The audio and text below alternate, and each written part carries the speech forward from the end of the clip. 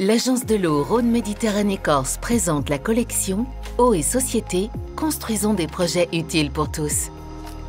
L'Agence de l'eau soutient tous les projets qui sont bénéfiques pour le bon état des eaux, qu'il s'agisse de projets qui permettent d'améliorer la qualité des eaux en luttant contre toutes les sources de pollution, les projets qui permettent de réduire les prélèvements dans les milieux, que ce soit les rivières, les nappes souterraines, ou de favoriser l'infiltration de l'eau dans les sols, ou encore des projets de restauration des rivières et des zones humides pour avoir des écosystèmes qui fonctionnent bien. Tous ces projets sont importants pour faire face aux effets du changement climatique. Les démarches d'utilité sociale que l'Agence de l'eau a soutenues à titre expérimental sur 10 sites du bassin Rhône-Méditerranée ont démontré tout l'intérêt de développer des projets qui sont à la fois bénéfiques pour l'eau et les milieux aquatiques, mais aussi utiles à tous les acteurs et les habitants d'un territoire. Par exemple, en améliorant leur cadre de vie, en favorisant, contribuant leur bien-être, plus globalement en dynamisant leur territoire. Les porteurs de projets pour l'eau, communes, communautés de communes, syndicats de rivières, sortent de la sphère technique de l'eau pour s'ouvrir aux autres acteurs et travailler avec eux pour penser les projets. Les acteurs de la voirie, des espaces verts, des urbanistes, des acteurs du tourisme et du sport, mais aussi souvent les citoyens eux-mêmes qui vont apporter leur connaissance des lieux et des pratiques et exprimer leurs attentes. Concrètement, un projet de restauration conçu dans le cadre d'une démarche d'utilité sociale va s'enrichir d'un sentier de déplacement en mode doux le long de la rivière restaurée, mais aussi de jardins partagés, d'espaces de détente, voire de zones de baignade. Globalement, la démarche d'utilité sociale, issue du monde de l'économie sociale et solidaire, est une autre façon de concevoir et de mettre en œuvre des projets en enrichissant la réflexion technique d'une réflexion sociale. L'Agence de l'eau soutient ces démarches et vous invite à vous inspirer de ces exemples. Quels enjeux pour la collectivité? L'expérimentation sur l'utilité sociale lancée par l'Agence de l'eau avec une dizaine de collectivités a mis en évidence 3 bénéfices essentiels pour les territoires. Elle permet de révéler localement d'autres enjeux que ceux liés à l'eau, d'ancrer durablement le projet dans le temps et dans le territoire, et de sortir du conflit intérêt public versus intérêt privé. Nous avons rencontré les élus d'Amages, de Lodève, de Vernaison et de Marseille. 4 villes qui ont toutes expérimenté cette démarche d'utilité sociale.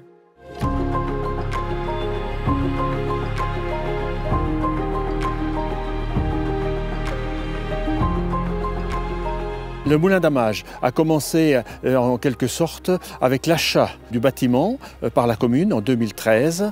On voulait garder le moulin disponible et ouvert un peu à tout le monde. Le projet s'est développé autour de l'arasement du barrage de façon à rétablir la continuité écologique, c'est-à-dire le barrage produisait une lame d'eau qui s'échauffe quand il fait chaud et qui empêche le passage de certains poissons et le passage des sédiments. En accord avec l'Agence de l'eau, on a donc arasé le barrage et en contrepartie, nous avons été financés pour l'aménagement du barrage et également pour la création du bassin qui se trouve devant le moulin. Le bassin, c'était une exigence dans la transaction en quelque sorte avec la DDT, la Fédération de pêche, c'est de dire, eh bien d'accord, on arase le barrage, mais on veut maintenir un plan d'eau pour rappeler la fonction du moulin. Pourquoi faire des rencontres et des discussions? C'est pour que les gens s'approprient le moulin. C'est pas le moulin du conseil municipal, encore moins celui du maire, n'est-ce pas? C'est le moulin de tout le monde. Il y avait des points de vue différents. Vous savez, quand on touche aux rivières, c'est toujours un sujet sensible.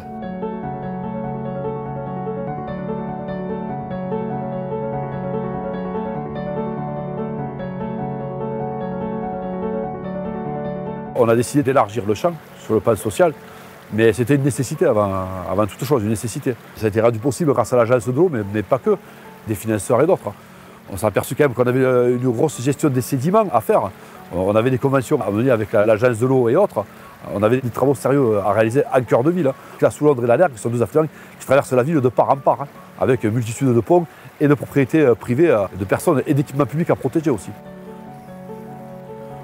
On trouvait qu'on tournait le dos à la rivière, c'était parfois même simplement une décharge ou un lieu vague. Il y avait une forte aspiration quand même à ce que les gens puissent réinvestir entre guillemets la rivière. C'est vrai qu'il y a des endroits avec un fort potentiel biologique où on n'est pas allé faire de l'intrusion. Mais dans la partie urbanisée, on est ici, oui, tout à fait. Au titre des travaux d'urbanisme, on a créé des passerelles. On a enlevé les tuyaux de canalisation d'assainissement qui traversaient la rivière. À ce titre-là, on a créé des traversées. On a saisi d'opportunités pour joindre les quartiers. On est allé jusqu'au bout de la concertation avec même une maquette, avec une promesse de se revoir. Ça, c'est le plus compliqué, c'est de tenir ses promesses et de ne pas être trop loin. On est allé sur les jardins partagés qui sont sur la Vergue, l'acquisition d'une grande parcelle, la parcelle d'Étine, qu'on a décidé de laisser ouverte, de ne pas faire de projet. On est allé sur un projet de mobilité douce. On est allé sur les idées d'organiser des fêtes. D'ailleurs, Œuvre d'eau, l'association Lodève, organise chaque année une manifestation autour des rivières.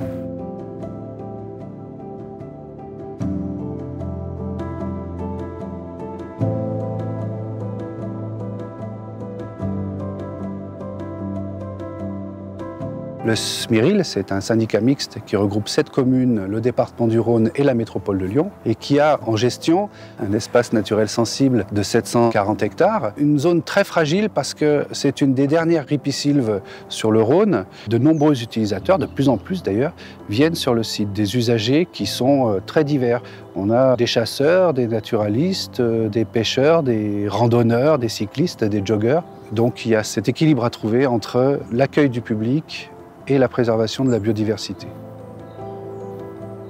Et avant, on était dans un système où il y avait le technicien qui nous disait ce qu'il fallait faire, à nous les élus qui choisissions, qui décidions, sans forcément tout comprendre les enjeux. Le fait d'avoir une diversité de personnes et d'usagers qui viennent nous dire « ben oui, mais en fait, n'oubliez pas que si on fait comme ça, il se passera ça, moi j'ai besoin de ça, moi je préfère ça, etc. » Ça permet d'enrichir les projets et ça c'est une bonne chose. On a des exemples très concrets d'aménagements qui ont été amenés à être changés par le comité d'usagers.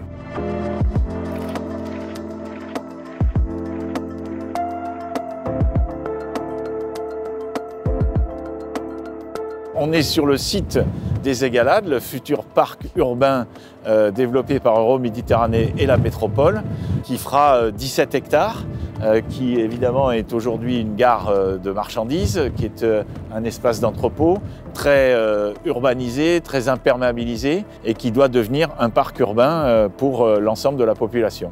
L'idée dans ce parc, c'est de le refaire découvrir à la population le ruisseau des Égalades, qui est un ruisseau qui est aujourd'hui complètement couvert, qui a été busé et qui vient des collines qui se trouvent derrière moi et qui s'en va vers la mer, qui se jette dans le grand port maritime. Le projet tel qu'il avait été envisagé par les urbanistes et les architectes, c'était de refaire sortir le cours d'eau, mais en le laissant très canalisé. Moi, j'ai souhaité qu'on puisse travailler aussi sur une renaturation du cours d'eau et puis que les gens voient que dans cette ville, à Marseille, en plein cœur de la ville, il y a aussi un ruisseau, il y a aussi une rivière et que cette rivière, elle a aussi une fonction de plaisir. Dans les ateliers, il y a évidemment les habitants, il y a aussi les entreprises qui sont là, il y a aussi le grand port maritime, il y a la SNCF et puis tous ceux qui ont un intérêt à voir éclore ce parc et à travailler autour ou à vivre autour ou ne serait-ce qu'à le fréquenter. Donc c'est pas seulement ces quartiers qui sont entre guillemets convoqués à ces ateliers de travail, mais l'ensemble de la ville. C'est très important d'associer les habitants de ces quartiers parce que ce site aujourd'hui il est extrêmement dur, il partage des quartiers en deux. Il n'y a pas de liaison, à part cette passerelle où nous sommes, c'est la seule liaison piétonne qui existe, le reste c'est très très loin. Et donc la volonté et d'Euroméditerranée, de la métropole, de la ville, c'était d'arriver à ce que cet espace soit un espace d'échange.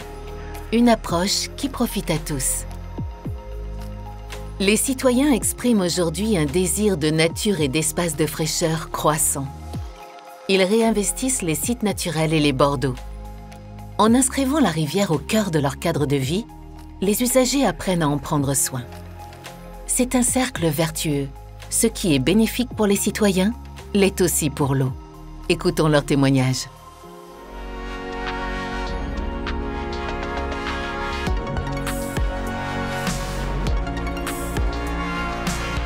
Avec Euroméditerranée Urban Prod et Vraiment, on a essayé de proposer des redescentes citoyennes, 4 grandes redescentes citoyennes parce qu'elles ont proposé d'associer toutes les personnes en charge de sa gestion, de sa revalorisation.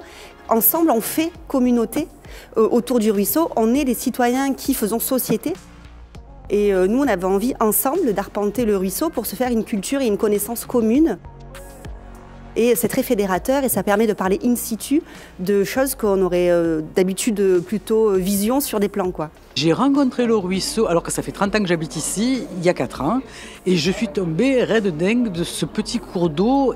Effectivement, cet atelier cartographie, ça faisait ça. Ça fait à la fois du plaisir de se promener ensemble la promenade, de faire des jeux et de rencontrer les gens d'horizons différents.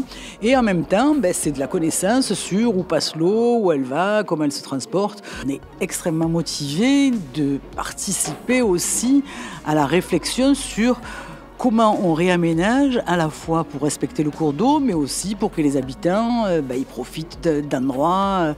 Quelle est la place de l'eau en ville? Il y avait par exemple l'idée de connecter toutes les gouttières des bâtiments à des réservoirs d'eau qui seraient en hauteur et qui permettraient par exemple de stocker de l'eau de pluie dans la rue et que ce soit de l'eau accessible à tout le monde.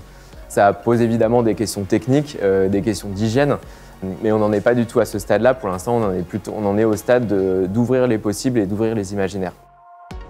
Déjà, je connais un petit peu la cascade et la rivière et je voulais entendre d'autres histoires croisées, de rencontrer des gens qui prennent soin aussi de cet espace.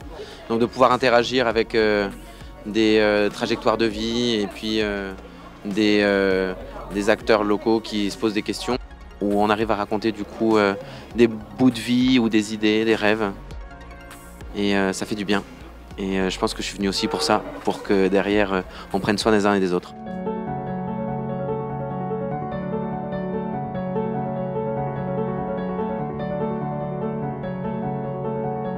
Pendant des années, on a vu l'eau de la Soulondre qui était pas de bonne qualité. Et grâce aux travaux qui ont été réalisés, ça on peut le souligner, c'est remarquable, hein, on a une qualité d'eau qui s'est bien améliorée. Donc ça c'est quand même très bien. Au-delà de la pêche, la pêche on va dire que c'est un marqueur, mais une qualité d'eau qui s'améliore, c'est bien pour tous les citoyens, pour tous les animaux, pour tous les usagers qui vont venir au bord de la rivière.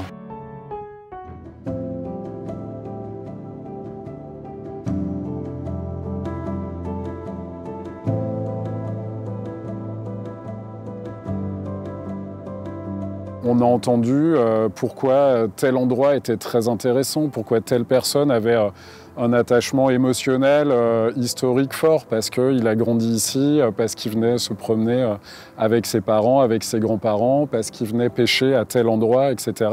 Et donc ça a permis de construire finalement une image de ce qu'était le site pour ses usagers. Nous, pêcheurs, on a apporté deux points de vue. On a apporté le point de vue usager pour tout ce qui est loisir et ce qu'elle a impliqué ces travaux sur le loisir pêche, où il fallait essayer de préserver des accès pour les personnes, par exemple, à mobilité réduite ou nos usagers qui ont un âge avancé et qui ont besoin d'accéder au bord de l'eau assez facilement. C'était intéressant d'avoir consulté tout le monde en tenant compte de particularités de tout un chacun, quoi. Donc une île, un endroit, on a dit oui, celle-là, on va la laisser comme une île, pas d'accès. Une autre, oui, on va la rendre accessible. Une autre, on va la rendre accessible que quand le Rhône sera en débit minimum. Elle sera à pied, donc pour les pêcheurs c'est très important. Mais en même temps, ces zones permettaient aussi des zones de frayage pour tout le monde. Donc il y avait les pêcheurs, les chasseurs. Le point, on va dire, qui est un petit peu à choper à tout le monde, c'était le fait de créer ces zones et ces îles. Les promenades étaient éloignées du Rhône. Alors ça, il a fallu discuter et faire que des îles peuvent être traversées. Une passerelle en amont, une passerelle en aval. C'est important et très intéressant par le fait que même si le SMIRIL en a la gestion, c'est nous qui le pratiquons, cet espace.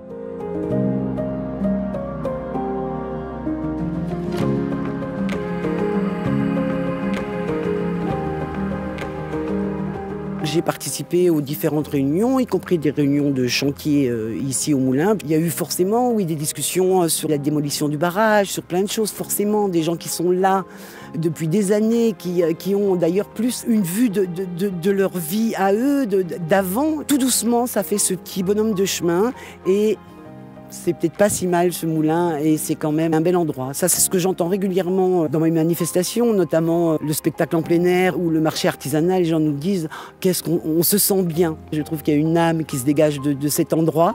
Écoutez, avant, il y avait que les pêcheurs qui venaient. Aujourd'hui, il y a les promeneurs. Quand il y a des animations, vous voyez, on a une vieille buvette là pour animer. Il y a quand même pas mal de monde qui viennent au moulin, qui viennent s'y poser, prendre l'air au moulin. Et depuis qu'il y a les aménagements, l'aire de jeu, la passerelle qui, comme je le disais souvent, est une réelle ouverture sur le monde. Il y a des ateliers qui se déroulent un mercredi sur 2 l'après-midi pour l'hiver. Et du coup, là aussi, ça draine entre 25 et 30 personnes qui viennent jouer aux cartes, qui viennent faire de la broderie. Ça draine un peu sur toute la vallée. Et des gens qui viennent se retrouver. C'est quand même un point, malgré tout, un vrai point de ralliement. Élargir les possibles, mode d'emploi. S'engager dans une démarche mobilisant l'utilité sociale et territoriale, comme la soutenir, pose forcément question. Nous avons recueilli les retours d'expérience des chargés de mission de Marseille, Lodève, Vernaison et de l'adjoint au maire d'Amages.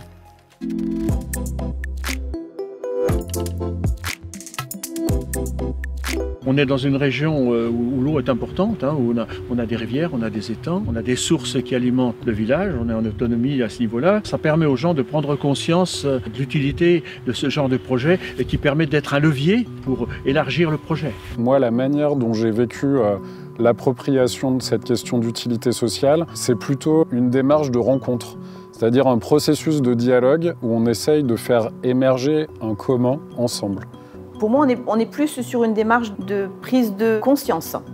Je pense que c'est plus de les sensibiliser sur l'intérêt qu'on peut avoir tous à notre niveau en tant que citoyens, à restaurer et à renaturer des espaces naturels en milieu urbain. C'est une façon de convaincre, mais je dirais au-delà, ça permet aux citoyens de saisir la complexité de la gestion d'un projet. Chacun vient un peu avec sa vision, ses attentes. Voilà, on peut avoir les riverains qui disent moi j'ai envie de rester tranquille, coupez pas mon bois, faites pas venir les gens. Un autre qui va venir avec moi j'aimerais rien me promener mais il y a des crottes de chiens partout, comment vous faites? Chacun vient avec une vision, un prisme qui est très auto-centré. Et au final, il découvre que dans l'espace d'utilité sociale, en fait, on a plein de besoins qui sont exprimés, qui ne sont pas toujours compatibles. Et en fait, le vivre ensemble, il s'exprime au travers de cette utilité sociale et au travers de ces espaces en fait, qu'on crée.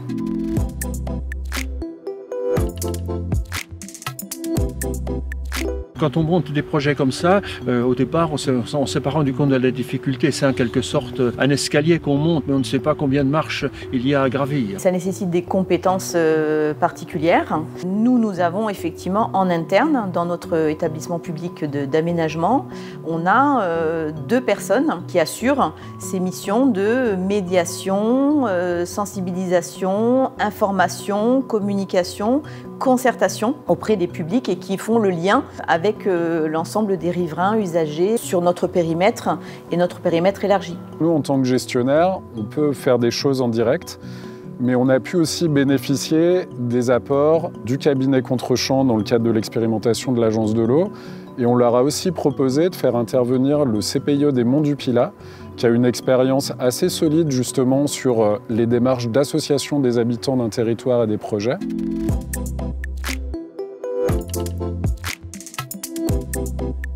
La durée, évidemment, oui. Il a fallu négocier pour trouver des solutions pour l'éolienne, trouver des solutions pour détourner le Rudivet et tout ça. Et ça nécessite énormément de temps de concertation. Oui, ça allonge les délais. Si on fait les choses correctement, il y a des ateliers. Des fois, ressortent des ateliers, des aspects qu'on n'a pas envisagés qui remettent en cause un peu les projets. Donc il faut décider si oui ou non on change le projet. Si on change le projet, voir financièrement comment on accompagne la chose. C'est un travail et une association des citoyens et ce qu'on appelle les maîtres d'usage en parallèle et en temps masqué pendant toute la phase d'étude et d'élaboration du projet. Donc ça ne rallonge pas, ça nourrit le projet et le programme.